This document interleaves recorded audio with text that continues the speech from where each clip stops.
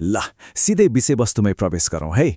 आजको यो डिजिटल युगमा अनलाइन जोडिनु भनेको जो कोहीको लागि एकदमै छिटो र पहुँचयोग्य कुरा भइसकेको छ। इन्टरनेटको विशाल संसारमा पाइला टेक्ने यो नै पहिलो र सबैभन्दा महत्त्वपूर्ण कदम हो नि, होइन र? यहाँनिर एउटा गज्जबको भनाइ छ, मात्र 2 मिनेटमा खाता बनाउन सिक्नुहोस्। सुन्दा अचम्म लाग्न सक्छ, तर साँच्चै नै आउन लागेका चरणहरू एकदमै छिटो र सजिला छन्। यो डिजिटल प्रक्रिया जति जटिल सुनिन्छ नि, वास्तवमा त्यस्तो पटक्कै छैन है। आजको हाम्रो यो प्रस्तुतिको खाका यस्तो छ। पहिलो, केही आधारभूत शब्दावलीहरू बुझ्ने। दोस्रो, मोबाइलबाट जीमेल सेटिङ। तेस्रो, ल्यापटपबाट जीमेल सेटिङ। र चौथो, गुगल च्याट सुचारू गर्ने। एकदमै सरल छ। ठिक छ, अब यसमा प्रवेश गरौँ। नम्बर 1, शब्दावलीहरू बुझ्ने अर्थात् डिमिस्टिफाइङ टर्म्स। हेर्नुहोस्, कुनै पनि नयाँ कुरा सिक्दा सुरुमा अलिअलि कन्फ्युजन हुनु स्वाभाविकै हो। डिजिटल संसारका यी शब्दहरूले कहिलेकाहीँ टाउको दुखाउन सक्छन् नि। जस्तै कि प्राय इमेल आइडी, जीमेल अकाउन्ट र गुगल अकाउन्ट भनेर फरक फरक शब्दहरू सुनिन्छ। तर कुरा के हो भने यो 3वटै शब्दले ठ्याक्कै एउटै कुरालाई जनाउँछन्। यो भनेको एउटै त्यस्तो डिजिटल साँचो हो जसले अनलाइनका अनगिन्ती ढोकाहरू एकैपटक खोल्ने काम गर्छ। अब लागौँ नम्बर 2 तर्फ, मोबाइलबाट जीमेल सेटिङ। जीमेल सेटअप वाया मोबाइल। सबैभन्दा पहुँचयोग्य उपकरण भनेकै स्मार्टफोन हो। त्यसैले खाता बनाउने हाम्रो चरणबद्ध यात्रा यहीँबाट सुरु हुन्छ। पहिलो काम भनेको जीमेल एप खोल्ने हो। यो एप मोबाइलहरूमा प्राय पहिले इन्स्टल भएको हुन्छ अनि स्क्रिनमा देखिने त्यो सानो प्रोफाइल आइकनमा क्लिक गरेर एड एनदर अकाउन्ट छनौट गर्दै सिधै गुगलमा ट्याप गर्नुपर्ने हुन्छ। यसलाई एउटा आधारभूत डिजिटल पहिचान बनाउने सुरुवात मान्न सकिन्छ। यहाँ क्रिएट अकाउन्टमा क्लिक गरेर व्यक्तिगत प्रयोगको लागि फर माइसेल्फ छान्नुपर्छ। त्यसपछि आफ्नो पहिलो र अन्तिम नाम, जन्ममिति र लिङ्ग जस्ता व्यक्तिगत विवरणहरू सर्र भर्नुपर्छ। अब यहाँनिर अलिकति रमाइलो हुन्छ। एउटा चिट्टिक्क परेको युजर नेम वा इमेल आइडी छान्ने बेलामा अलिकति मेहनत गर्नुपर्ने हुन सक्छ।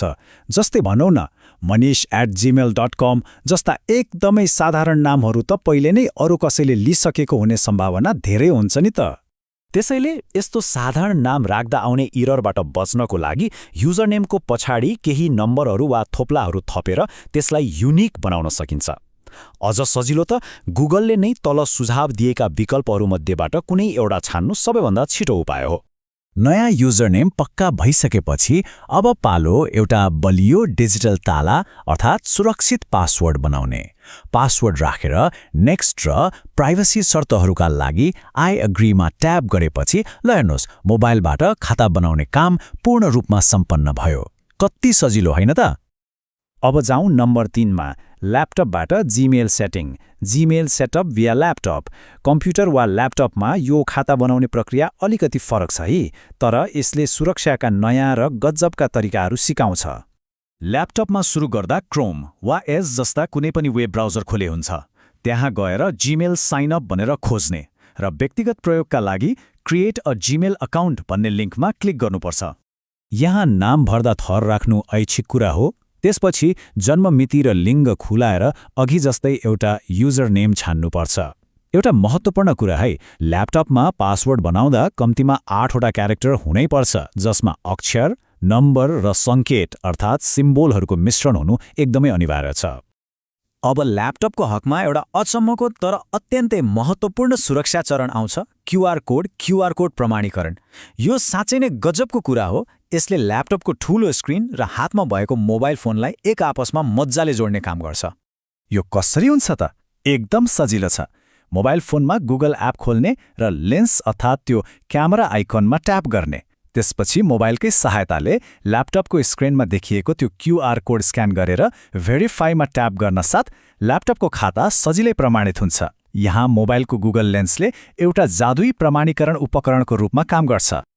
अन्तिम चरणहरूमा खाता सुरक्षित राख्ने एउटा रिकभरी इमेल थप्ने विकल्प आउँछ, जुन अहिले नै नराखी स्किप पनि गर्न सकिन्छ। अन्त्यमा खाताको विवरण एकपटक सर्र हेरेर गोपनीयता शर्तहरूमा आई एग्री क्लिक गरेपछि ल्यापटपमा पनि यो प्रक्रिया सफलतापूर्वक पूरा हुन्छ। ल अब अगाडि बढौँ नम्बर 4मा, गुगल च्याट सुचारू गर्ने। Enabling Google chat. भर्खरै बनेको यो नयाँ इमेल खातालाई इन्स्ट्यान्ट मेसेजिङ अर्थात् तत्काल सन्देश पठाउने क्षमताहरूसँग कसरी अझ दमदार बनाउन सकिन्छ भन्ने कुरा अब हेरौँ। यसको लागि जीमेलको सेटिङ्सभित्र लुकेर बसेको च्याट सुविधालाई खोल्नुपर्छ। सेटिङ्स मेनुमा जाने, च्याट एन्ड मिट्स विकल्पमा पुग्ने र त्यहाँबाट च्याटलाई इनेबल वा सक्रिय गर्ने, बस यति गरे पुग्छ। च्याट इनेबल गरेपछि धेरै नयाँ र रमाइला सुविधाहरू अनलक हुन्छन्।